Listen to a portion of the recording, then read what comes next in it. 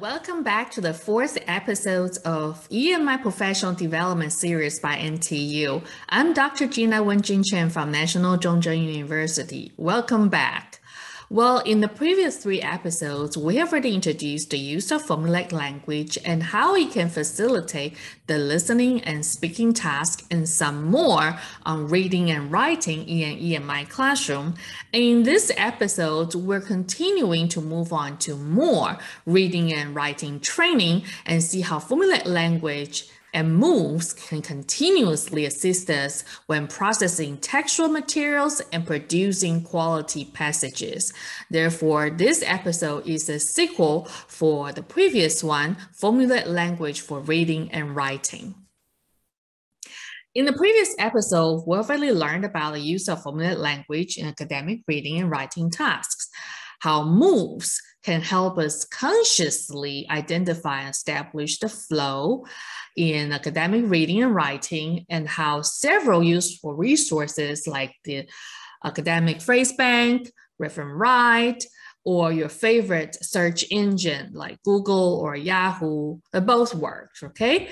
Well, these resources can help you put ideas together and provide you choices and verifications of proper expressions delivering the language functions you intend to perform. Not only can you write better, like smoother flow, but also can you write faster, knowing the intended meaning and establish organization or syntactic structures in your disciplines. In this episode, we'll further explore moves with respect to textual relationship for academic reading and apply the knowledge to help your scholarly writing.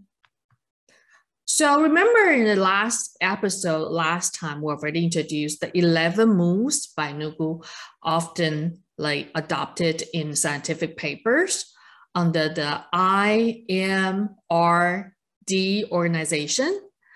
Well, as a warm-up for this sequel, we're going to have you use the knowledge we learned from the previous episode, the formulaic language and moves for academic writing. So let's try the tool Reference-Write we introduced last time, and then see how it can help my graduate students writing.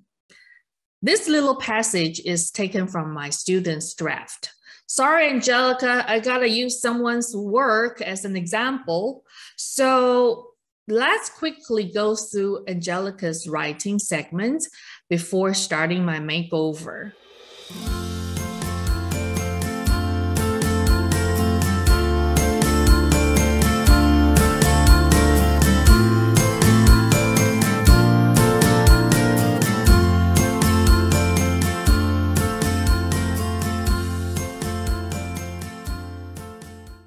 You probably see the biggest problem is that the two blocks of text segments aren't supposed to be put together in the same paragraph, right?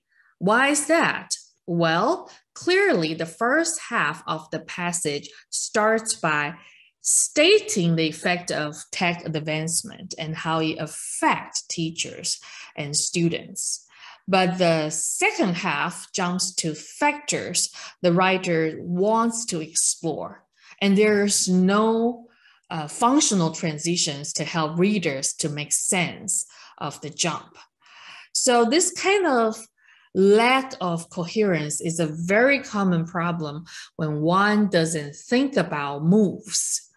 Sentences don't flow from one to the next due to a lack of textual relationship to display the intended meaning.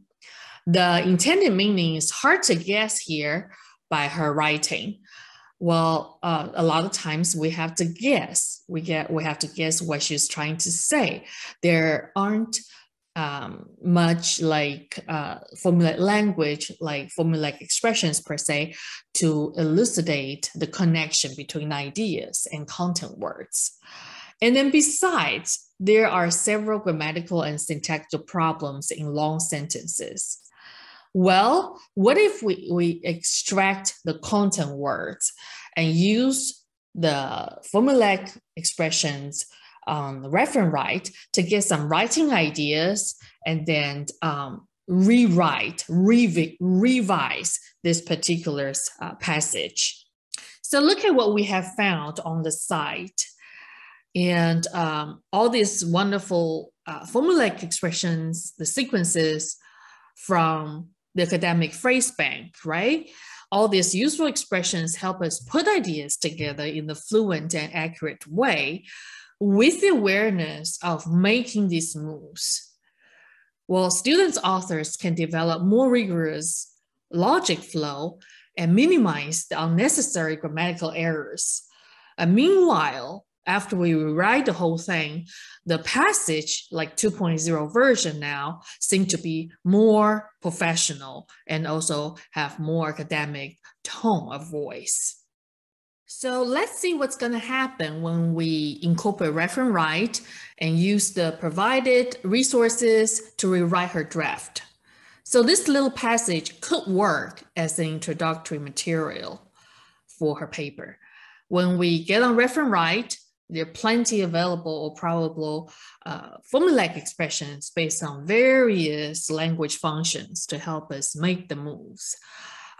So after searching the moves under the introduction section, the category, like here we could see like a recent advancement, or if you want to present like evidence from the previous studies, or you want to reiterate like the importance of understanding the topic and also like remind readers in terms of the benefits.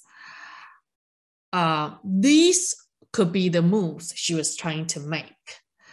So in addition, we can also try to type in the lexical items, like the content words here, like here we have interesting, right? She wrote interesting, or the key phrase, technological advances, right? Those little phrases, which actually appear in her draft, and see if we can get some writing ideas from the site.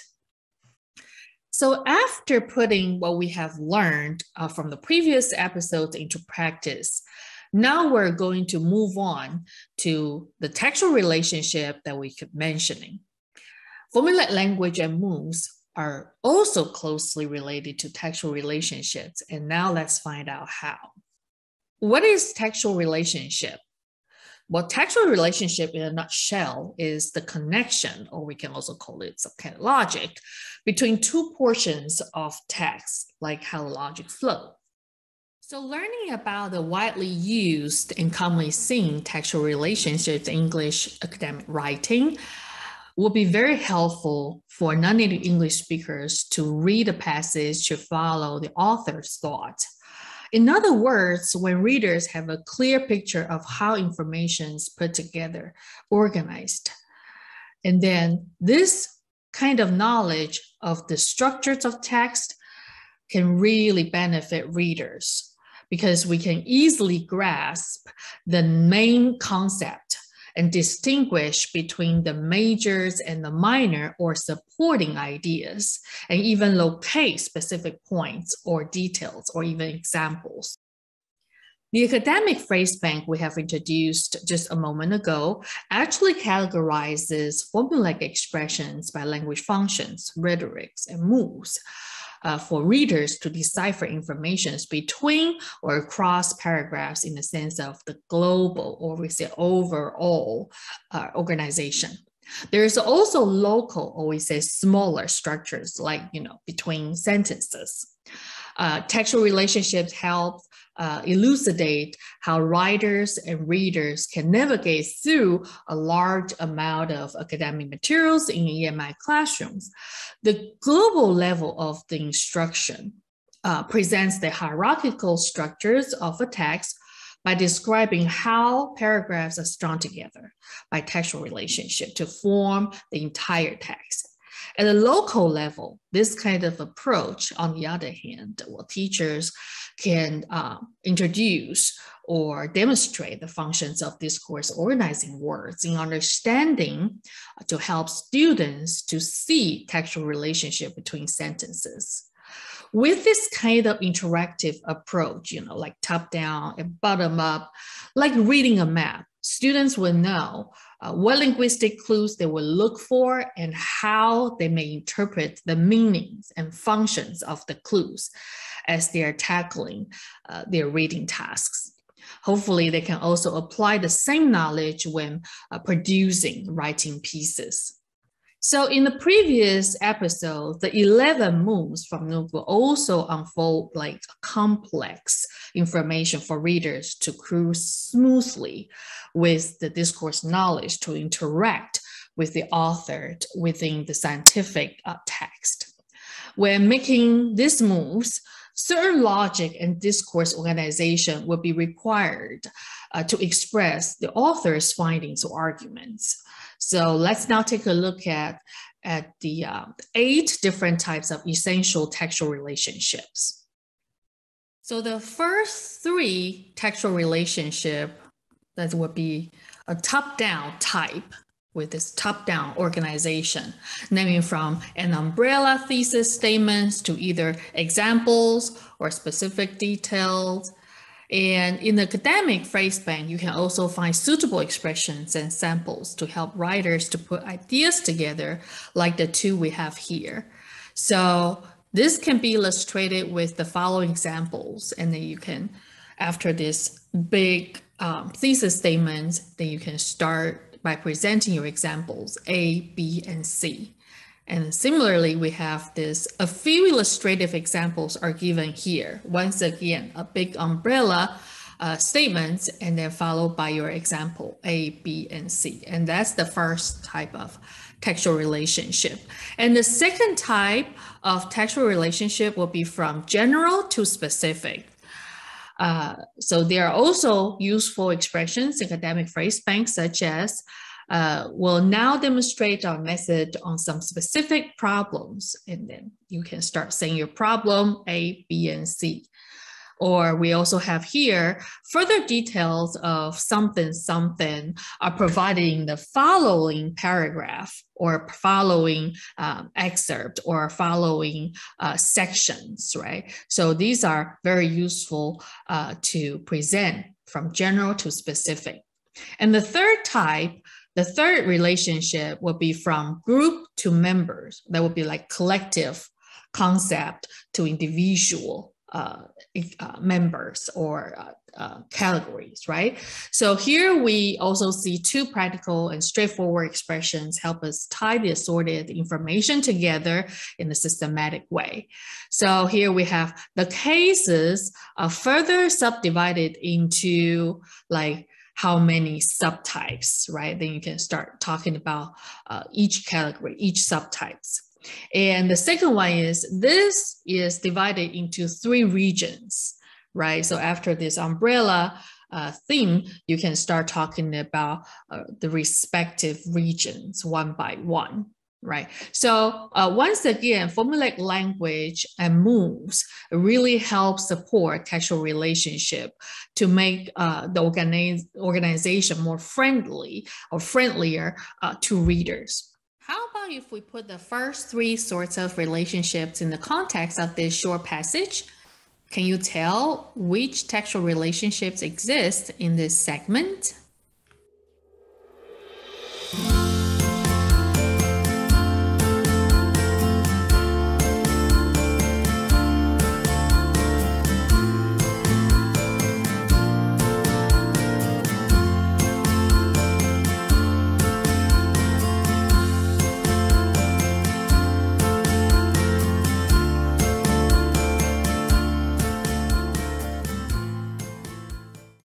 Fairly easy, right? We can see the keyword types, which help us relate to the third one, from group to members, this relationship we just mentioned. The topic sentence reads, Jackson notes there are 3 types of contracts people can sign. 1, ready to sign, 2, co-created, and 3, quasi-completed. The paragraph also repeats the same keyword types when wrapping up a closing sentence at the end. But do you only see 1 textual relationships here? In fact, there are 2 levels. The upper level is the group to member type, But under each type, there is specific definition and description provided, like the first type, ready to sign.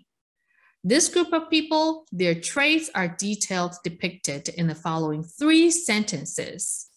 And this kind of organization reoccurs another twice for the second and the third types of the contract people. 所以我们可以看到最外层的文本关系是主题句加种类关系。然后呢，在这样子的文本关系下面里面呢，在包着每一种种类下有一个标签或者定义，然后呢再加上细节。然后3个种类各自叙述的方式都一样，从一个标签或定义开始，然后再加上细节，那就是 supporting sentence。这就是所谓的平行结构哦，定义或者是标签，然后再加上细节的叙述，定义标签再加上细节叙述。那这样子呢，就是所谓的平行结构，会让读者容易预测论述发展。第3个种类也是一样。定义再加上细节。The second level of textual relationships enables the author package assorted information nicely and arrange them tightly. His use of textual relationships when organizing discourse facilitates readers to predict the upcoming messages when reading the first couple of sentences. Meanwhile, readers can process the information easily when the knowledge of textual relationships and their applications are shared between readers and writers. To be more specific, textual relationship can be vertical with hierarchy and linear on the same level, and they can coexist. This is how academic essays reach their clarity and flow in the organization. The second types are also top-down, starting from an umbrella statement or concept, such as a problem statement, a question statement, or explanation of course, respectively leads us to solutions, answers, and effects. But these 3 sorts of relationships can also formulate ideas from bottom up. Like here, you can see first, the writer applicates multiple problems and proposes 1 solution, or multiple queries to 1 answer. And finally, various causes lead to 1 consequence. This is what we mean by bottom up. The next type is claim and counterclaim.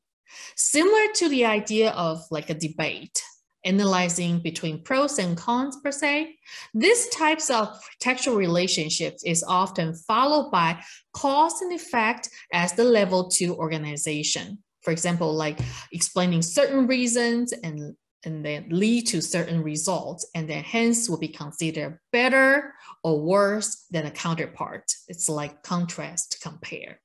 To display the claim to counterclaim textual relationship, we can see a couple of useful expressions from the academic phrase bank can help us make the moves. The first one, the available evidence points to the contrary. You can move from the claim to the counterclaim. Or the other expression, these results are quite contrary to those shown in whatever.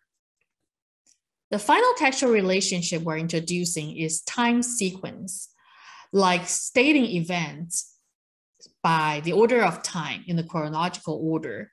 So like we can see here, if we're talking about the relationship of Philippines between the 2 superpowers and then how the evolution goes, then in this case, we can certainly use time sequence. So in the academic phrase bank, there's also an example like we can see on this slides. So in this episode, we further explore how formulaic language and moves supports the reveal or application of textual relationships. And we also learned there are 8 different types of textual relationships in academic reading and writing. Lots of useful and frequent expressions are accessible to assist us as scholars and them as students. For example, like online corpus, reference right, or academic phrase bank. Knowing the capacity of these resources, we can demonstrate to our students how to use them on a daily basis and help them develop a habit. Other than using the online resources, students can certainly collect formula expressions as processing their daily reading assignments. Identify the expressions and look them up so they can later try them out in their own academic writing. So here's the reference list in case you wish to explore further. Thanks for watching. Next episode, we'll start kicking off our micro lesson design for EMI Classroom. So take care. I'll see you next time.